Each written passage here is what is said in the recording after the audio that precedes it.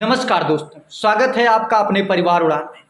Dear friend, जैसा कि हमारे टीम के द्वारा लगातार रोजगार विद अंकित भाटी तथा 41,500 और 49,568 वैकेंसी पर आधारित प्रश्नों का लगातार मॉक टेस्ट कराया जा रहा था। डियर फ्रेंड्स, 41,500 तथा 49,500 पुरानी भर्ती 2018-19 पर आधारित हमारे टीम के द्वारा नोट्स तैयार किया गया, उस नोट्स का क्लास आपको प्रोवाइड कराया जा रहा है, जिसमें इससे पहले मेरे टीम के द्वारा एक क्लास आपको प्रदान कर दी गई है और ये दूसरी क्लास है। सेशन को शुरू करते हैं। सबसे पहले अगर हम बात करें पूरी तरीके से, देखिए स्क्रीनशॉट से काम नहीं बनेगा, जबरदस्त तरीके से समझ लीजिएगा क्योंकि एनालिसिस में बहुत सारी चीजें मैं बताता हूं। सबसे पहले बात करते हैं मार्च 1946 में आपका जो भारतीय संविधान बना था, ये किस मिशन की सिफारिश पर बना था? तो ये आपके कैबिनेट मिशन की सिफारिश पर बना था। इससे पहले साइमन कमीशन आया, इससे पहले क्रिप्स मिशन आया, तो 1942 में आपका क्रिप्स मिशन आया था। तो आपका जो संविधान बना था, आपसे पूछेगा किस मिशन के सिफारिश पर बना था, तो आप कहेंगे एक मिशन आया, एक आयोग आया जिसको क्या कहते हैं हम, जो कैबिनेट मिशन आया था। ये कब आया था? तो 1946 ईस्वी में आया था। कब आया था? 1946 में। अगर कैबिनेट मिशन की बात करें तो इसके 3 सदस्य थे। ये भी पेपर में पूछा जाता कि इनमें से कौन सा सदस्य नहीं था, क्योंकि 3 ही है तो जाहिर सी बात है तीनों को ऑप्शंस में दे के एक को ना करके पूछ सकता है। पहला व्यक्ति था जिसका नाम था पैथिक लॉरेंस। क्या नाम था? पैथिक लॉरेंस था। दूसरा था स्टोफर्ड क्रिप्स, तीसरा था अलेक्जेंडर। ठीक है, 3 लोग थे इसमें। यानी कैबिनेट मिशन में कितने लोग आए थे? 3 लोग मुख्य आए थे, जिनका नाम क्या था? एक का नाम था पैथिक लॉरेंस, दूसरे का नाम था स्टोफर्ड क्रिप्स और तीसरे का नाम था अलेक्जेंडर। अगर अध्यक्ष की बात करें तो इसका अध्यक्ष था आपका पैथिक लॉरेंस। कौन था अध्यक्ष माय डियर फ्रेंड्स? तो पैथिक लॉरेंस जो था इसका अध्यक्ष था। इसके बाद आपकी पहली बैठक होती है 9 दिसंबर 1946, यानी 19 दिसंबर 1946 में होती है संविधान सभा की पहली बैठक। तो जब संविधान सभा की पहली बैठक होती है तो ये देखा जाता है कि भाई अध्यक्ष की जरूरत है, किसको अध्यक्ष बनाया जाए। तो जैसे कि फ्रांस में पहली बार अध्यक्ष के पद के लिए किसको बना दिया गया था? जो बुजुर्ग व्यक्ति था। तो वहां का कॉपी पेस्ट करके क्या करते हैं, यहां पर सबसे बुजुर्ग व्यक्ति सच्चिदानंद सिन्हा जी असेंबली में दिखते हैं और इनको अस्थायी अध्यक्ष बना दिया जाता है। तो आपसे प्रश्न पूछ सकता है कि संविधान सभा के पहले अध्यक्ष कौन थे? तो आप कहेंगे सच्चिदानंद सिन्हा थे। लेकिन जब पूछेगा कि अस्थायी अध्यक्ष कौन थे, तो आप अस्थायी अध्यक्ष की बात करेगा तो आपके कौन हो जाएंगे? डॉक्टर राजेंद्र प्रसाद। चलिए, इसके बाद 11 दिसंबर को भी बैठक होती है। तो 11 दिसंबर 1946 को जो बैठक होती है, उस बैठक में अध्यक्ष जो बनते हैं वो कौन बनते हैं? डॉक्टर राजेंद्र प्रसाद अस्थायी अध्यक्ष के रूप में चुने जाते हैं। इसके बाद बात करते हैं 13 दिसंबर 1946 आपकी परीक्षा की दृष्टि से अत्यंत महत्वपूर्ण है। अगर बात करें 13 दिसंबर 1946 को, तो पंडित जवाहरलाल नेहरू द्वारा संविधान सभा के समक्ष उद्देश्य प्रस्ताव रखते हैं, यानी यहीं पर उद्देश्य प्रस्ताव पारित होता है। तो आपसे ये भी पूछा जाता है कि उद्देश्य प्रस्ताव किसने रखा था? तो आप कहेंगे पंडित जवाहरलाल नेहरू ने। किस तारीख को रखा था? तो ये भी पूछा जाता है 13 दिसंबर 1946 को। अगर बात करें कि उद्देश्य प्रस्ताव को स्वीकार कब किया गया, तो आप कहेंगे कि 22 जनवरी 1947 को इसे क्या किया गया था? स्वीकार किया गया था। चलिए, अगर बात करें कि 3 जनवरी 1947 को माउंट बेटन योजना की घोषणा की गई, जिसे ठीक है डिकी वर्ड घोषणा भी कहते हैं। चलिए दोस्त, अब बात करते हैं इसके बाद अगर स्वतंत्रता की बात करें तो ठीक है, 18 जुलाई 1947 को स्वतंत्रता अधिनियम बनाया गया। क्या बनाया गया? स्वतंत्रता अधिनियम बनाया गया। और 22 जुलाई 1947 को बहुत ज़्यादा प्रश्न पूछा जाता है कि 22 जुलाई 1947 को आपका राष्ट्रीय ध्वज अपनाया गया था। राष्ट्रीय ध्वज कब अपनाया गया था मेरे डियर फ्रेंड? तो आप कहेंगे 22 जुलाई 1947 को। और अगर बात करें 29 अगस्त 1947 को प्रारूप समिति का गठन हुआ, इसमें 7 सदस्य थे। अगर बात करें अध्यक्ष कौन था? तो भीमराव अंबेडकर थे। इतनी चीजें क्लियर हो गई होगी। देखिए, जिन लोगों को अच्छा लगता है कि मॉक टेस्ट बहुत अच्छी बात है, अब लगातार आपका मॉक टेस्ट ही होना, और जो लोग सोच रहे हैं कि वैकेंसी नहीं आएगी मेरे दोस्त, तो ऐसे ही आप रह जाओगे और वैकेंसी आएगी और चली भी जाएगी। ठीक है, तो इसलिए आपको अपने आप को तैयार रखना है, वैकेंसी जरूर आएगी दोस्त। चलिए अगले प्रश्न पर बढ़ते हैं। चलिए, बात करते हैं कि संविधान जो बनकर आपका तैयार हुआ वो कब तैयार हुआ, एक एक चीज लिख लीजिए। तो भैया 26 नवंबर 1949 को तैयार हुआ। बनना कब चालू हुआ था, तो आप बताएंगे बनना कब चालू हुआ था। तो 26 दिसंबर 1949 को बनकर तैयार हुआ और 26 जनवरी 1950 को, ठीक है, राष्ट्रगान को 24 जनवरी 1950 को क्या किया गया, राष्ट्रगान को अपनाया गया, यानी स्वीकार किया गया। 22 जुलाई 1947 को किसको अपनाया गया था, आप बताएंगे राष्ट्रीय ध्वज को। लेकिन 24 जनवरी 1950 को अगर पूछे तो राष्ट्रगान को स्वीकार किया गया। बात करते हैं 26 जनवरी 1950 को भारत का संविधान लागू हुआ था। कब लागू हुआ था, तो भारत का संविधान जो लागू हुआ था वो 26 जनवरी 1950 को, यानी गणतंत्र दिवस के रूप में मनाया गया, ठीक है, और तभी से आपका संविधान लागू हो गया। अब हम कुछ चीज़ों के बारे में बात कर लेते हैं, यानी उनकी आयु संबंधित। जैसे आपसे पूछा जाता है न्यूनतम आयु कितनी होनी चाहिए। अगर हम बात करें कि राष्ट्रपति, उपराष्ट्रपति और राज्यपाल, 3 पद तरीके से याद करना है, परेशान नहीं होना है। ये वीडियो तो मैं जहां सुई काम आ जाए भाले का प्रयोग नहीं करते। बड़े बड़े चैनलों पर इतना सही नोट्स तैयार किया गया ना दोस्त, इसको पढ़ के जाओगे 100%। सिर्फ यूपी पुलिस नहीं, मैं गारंटी लेता हूँ किसी भी पेपर में जाओगे यार, जीके में जबरदस्त प्रश्न करके आओगे। चलो देखो भाई, 3 लोग कौन कौन से हैं, तो आपका राष्ट्रपति है, बिल्कुल सर, उपराष्ट्रपति है, बिल्कुल सर, राज्यपाल है, बिल्कुल सर। इन तीनों की जो न्यूनतम आयु होनी चाहिए वो कितनी होनी चाहिए, 35 वर्ष होनी चाहिए। यानी अगर 35 वर्ष का व्यक्ति हो गया है तो राष्ट्रपति बन सकता है, उपराष्ट्रपति बन सकता है और राज्यपाल बन सकता है। लेकिन 34 साल का व्यक्ति उपराष्ट्रपति नहीं बन सकता, राज्यपाल नहीं बन सकता। बिल्कुल क्लियर। अब बात करते हैं, अगर हम बात करें कि राज्यसभा सदस्य की कितनी आयु होनी चाहिए, तो 30 वर्ष होनी चाहिए। कितनी वर्ष होनी चाहिए, 30 वर्ष। जबकि आपके लोकसभा की अगर बात करें सदस्य की, तो 25 वर्ष होनी चाहिए। यानी 25 वर्ष के अगर आप हैं तो विधायक बन सकते हैं, और अगर, ठीक है, 25 वर्ष के। और राज्यसभा का जो शासन काल होता है जो, वो 6 वर्ष का होता है, जबकि आपका लोकसभा का 5 वर्ष होता है। पता होगा आपको। चलिए अब बात करते हैं मतदान देने की जो न्यूनतम आयु है। ये 61वां संविधान संशोधन हुआ था, आपको पता होगा। पहले जो होती थी वो कितने वर्ष होती थी, तो ये आपकी पहले होती थी 21 वर्ष। लेकिन जब आपका 61वां संविधान संशोधन अधिनियम आया तो 21 वर्ष से घटाकर कितना कर दिया गया, 18 वर्ष कर दिया गया। चलिए सारे टॉपिक को क्लियर किया गया। बस केवल आप धैर्य बना के इस क्लास को पूरी तरीके से, और निवेदन चाहूँगा कि अगर आप चाह रहे हैं कि कुछ अच्छी चीज़ें बढ़ें, मैं हर वीडियो में बोलता हूं दोस्त, अगर सीमा हैदर के एक दिन में इतने सब्सक्राइबर हो सकते हैं, ठीक है, किसी भी बहरूपिया के ऐसे सब्सक्राइबर इतने दिन में हो सकते हैं, तो मेरे डियर फ्रेंड्स जो लोग मेहनत कर रहे हैं उनके लिए तो आपका फर्ज बनता ही है। बाकी आपकी इच्छाएं अनंत हैं, कोई ज़रूरत नहीं है, ठीक है, जो आपकी इच्छा करे वो करिए मेरे दोस्त, ठीक है। चलिए अगले पर बात करते हैं। चलिए अब देखिए इस वीडियो में क्या बचा है जो मैंने क्लियर नहीं करा दिया। अब हम बात करते हैं आज महत्वपूर्ण संविधान संशोधन पर। महत्वपूर्ण संविधान संशोधन की बात करें तो शिक्षा का अधिकार जो है वो मौलिक अधिकार कर दिया गया। इससे पहले शिक्षा का अधिकार मौलिक अधिकार नहीं था, लेकिन एक आपका 66वां संविधान संशोधन हुआ जो कि 2002 में हुआ। बहुत कायदे से याद कीजिएगा किस संविधान संशोधन के द्वारा शिक्षा का अधिकार मौलिक अधिकार कर दिया गया, तो भैया 66वें संविधान संशोधन द्वारा जो कि 2002 में आया था। बिल्कुल चीजें क्लियर है।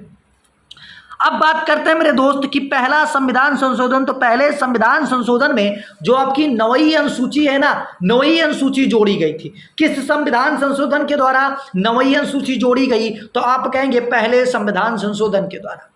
अगर 7वें संविधान संशोधन की हम बात करें तो राज्य पुनर्गठन आयोग की, ठीक है, राज्य पुनर्गठन आयोग का क्या हुआ, गठन हुआ, और 14 नए राज्य तथा 6 यूनियन टेरिटरी का क्या हुआ, 6 यूनियन टेरिटरी बने, यानी आपके 6 केंद्र शासित प्रदेश बने। 14 नए राज्य बने और 6 केंद्र शासित प्रदेश। बहुत बड़ा बदलाव देखने को मिला था 7वें संविधान संशोधन में। किस सन में हुआ था, जिसको राज्य पुनर्गठन आयोग कहते हैं।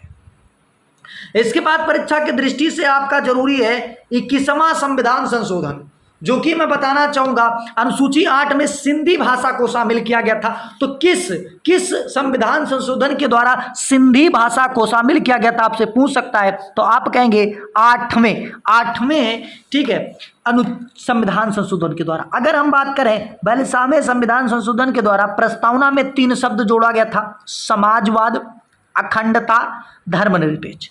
कौन कौन से शब्द जोड़े गए मेरे दोस्त? तो समाजवाद शब्द जोड़ा गया, अखंडता शब्द जोड़ा गया, धर्मनिरपेक्षता शब्द जोड़ा गया। ठीक है, अगर बात करें कि और भी कुछ चीजें जोड़ी गई थी तो 51A में क्या, 51A में आपके किसके मौलिक कर्तव्य के बारे में बताया गया है। चलिए, इसके बाद एक आपका संविधान संशोधन होता है 44वां संविधान संशोधन 1976 के आसपास। संपत्ति का अधिकार, जो कि पहले क्या था, मौलिक अधिकार था। क्या था दोस्त? मौलिक अधिकार था, यानी फंडामेंटल राइट्स था, उसको हटा के क्या कर दिया गया, कानूनी अधिकार कर दिया गया। क्या कर दिया गया? कानूनी अधिकार कर दिया गया। और इसको किस में जोड़ दिया गया? अनुच्छेद 300 का में जोड़ दिया गया। किस में जोड़ दिया गया मेरे दोस्त? अनुच्छेद 300 का में जोड़ दिया गया। ये दोनों के दोनों आपकी परीक्षा की दृष्टि से बहुत महत्वपूर्ण है, कोई भी पेपर देने जा रहे हो। एक 42वां संविधान संशोधन और एक 44वां संविधान। 42वां में क्या हुआ था? प्रस्तावना में चीजें बदली गई थी, और 44वां में क्या किया गया था? संपत्ति के अधिकार को मौलिक अधिकार से हटा दिया गया। जैसे अभी 6 मौलिक अधिकार आपके, ठीक है, 76 से पहले कितने मौलिक अधिकार होते थे? 7 मौलिक अधिकार होते थे। चलिए आगे पर बात करते हैं। चलिए दोस्तों, अब बात करते हैं कि एक संविधान संशोधन हुआ जिसको 52वां संविधान संशोधन कहते हैं। इसमें दल बदल जो कि दल बदल को अनुसूची 10 में रखा गया है। इसके बाद एक संविधान संशोधन इसमें नहीं दिया गया, मैं बताना चाहूंगा अपनी तरफ से, 61वां संविधान संशोधन होता है जिसमें 21 वर्ष से जो मतदान की आयु है वो घटाकर 18 वर्ष कर दी जाती है। अगर ये PDF चाह रहे हैं तो भी टेलीग्राम ग्रुप से जुड़ जाइए। ठीक है, सारी चीजें पेपर से 2 मंथ पहले आपको प्रदान कर दी जाएंगी, बिल्कुल परेशान नहीं होना है। ठीक है, चलिए अब बात करते हैं। इसके बाद 71वां संविधान संशोधन अधिनियम आता है। इसके तहत क्या होता है? अनुसूची में 8 व 3 भाषा जोड़ी जाती है। ठीक है, कौन कौन सी? तो नमक याद कर लेना, ट्रिक के लिए क्या याद करना? नमक। नेपाली भाषा को जोड़ा जाता है, मणिपुरी भाषा को और कोंकणी भाषा को। आपसे प्रश्न कैसे पूछेगा कि 71वें संविधान संशोधन अधिनियम द्वारा इनमें से किस एक भाषा को नहीं जोड़ा गया? तो 3 भाषा तो ये दी जाएगी, चौथी कौन सी दी जाएगी वो आप जानते हैं। बाकी चलिए अगले पर बात करते हैं। अब हम बात करते हैं 73वें संविधान संशोधन अधिनियम, जो कि कब हुआ? आपका 73वां संविधान संशोधन अगर अधिनियम की बात करें तो ये 1992 में आता है। कब आता है मेरे मित्र? 1992 में आता है। अगर बात करें इसके तहत क्या किया जाता है? भाग 243 और 343, ठीक है, जो आपका पंचायती राज व्यवस्था है वो 73वें संविधान संशोधन अधिनियम में इसकी बात की गई है। बात करते हैं अनुसूची 11 में जोड़ी जाती है विषय 29। लागू की बात करें तो जो पंचायती राज दिवस है ये 24 अप्रैल 1993 में, ठीक है, पंचायती राज दिवस पहली बार मनाया जाता है। अगर बात करें कि पंचायत का चुनाव सबसे पहले तो नागौर राजस्थान में हुआ था। इसके बाद एक आपका संविधान संशोधन आता है 74वां संविधान संशोधन, नगर निकाय के से संबंधित है। अनुसूची 12 में इसको जोड़ा गया जिसके 18 विषय हैं। तो आपसे पूछे पंचायती राज के कितने विषय हैं? आप कहोगे 29 विषय हैं। अगर पूछे कि भैया नगर निकाय के कितने विषय हैं? 18 विषय हैं। बात करते हैं 89वां यानी 89वां संविधान संशोधन अधिनियम, ये आपका अनुच्छेद 338A, ठीक है, NC सेट में जोड़ा गया। इसके बाद एक 91 नंबर का संविधान संशोधन हो गया। मंत्रिपरिषद का आकार क्या हुआ? इसमें अगर बात करें कुल सीटें कितनी थी तो 15% थी। इसके बाद 92 नंबर का संविधान संशोधन अधिनियम हुआ, इसके बारे में जानते हैं दोस्तों।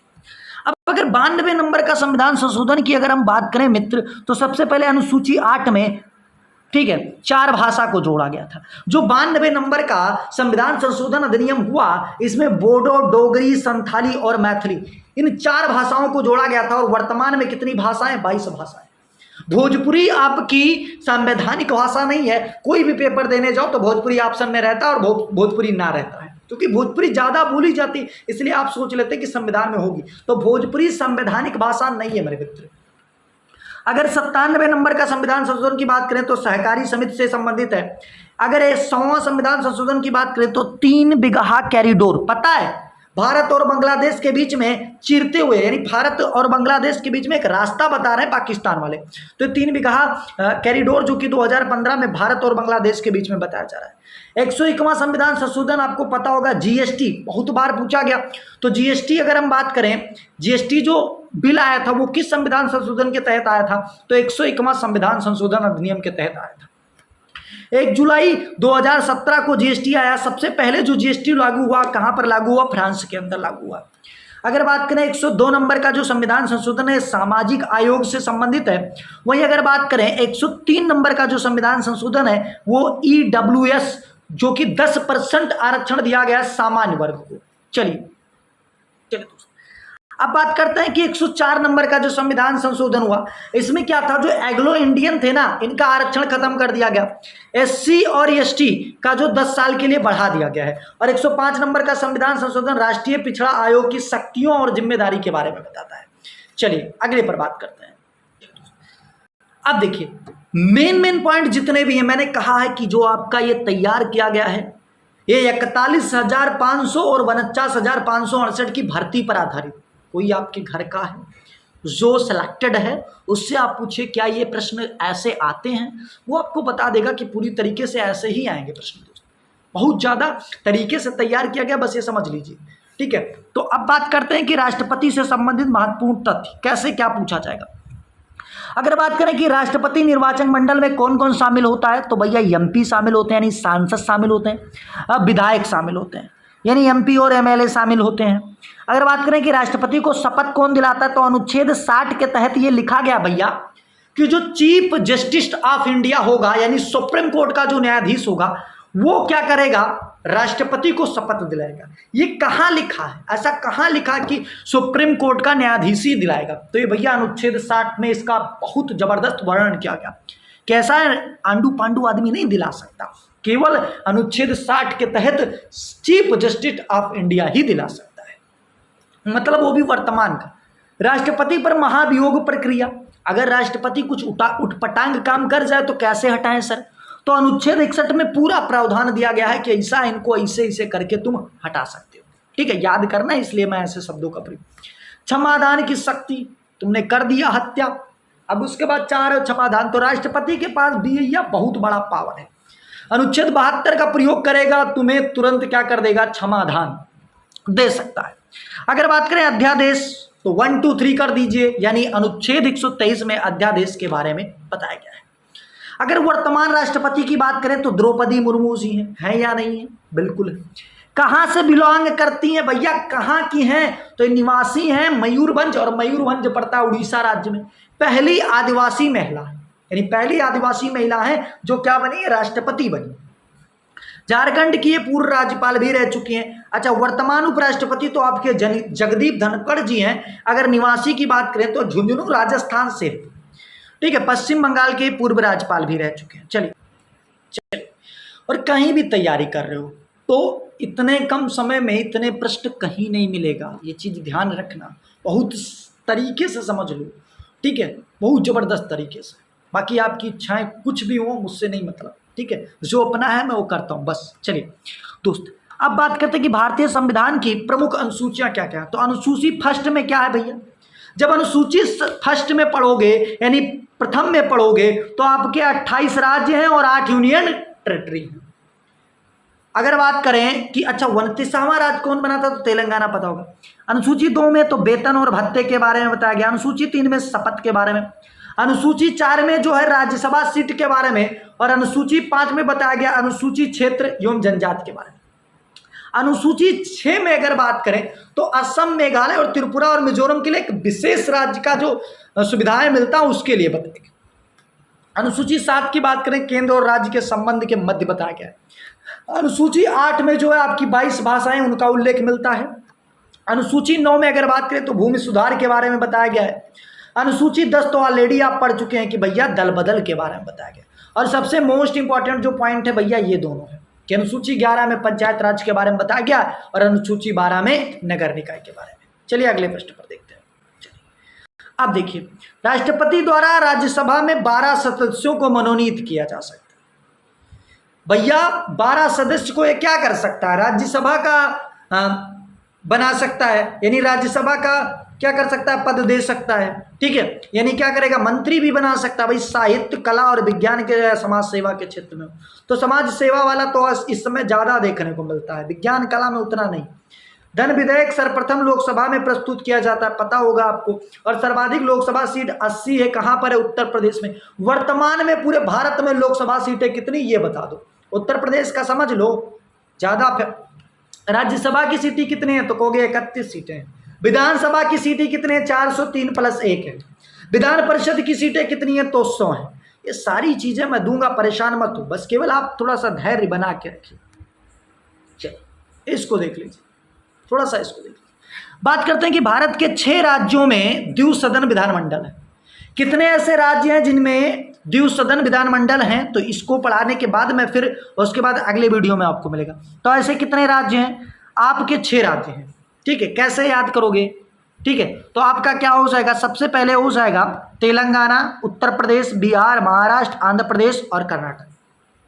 ठीक है, इतने आपके राज्य हैं जहां पर क्या है? द्विसदनात्मक विधानमंडल है। बाकी हम बात करना चाहेंगे तो इस चीज को आप देख सकते हैं क्या कैसे है। ठीक है, अगली वीडियो में आपको मिलते हैं। ठीक है, और डेली मॉक टेस्ट देने के लिए आप चैनल को सब्सक्राइब कर लीजिए, क्योंकि कल से लगातार आपका फिर से वही पुराने अंदाज में मॉक टेस्ट स्टार्ट होगा। जय हिंद, जय भारत।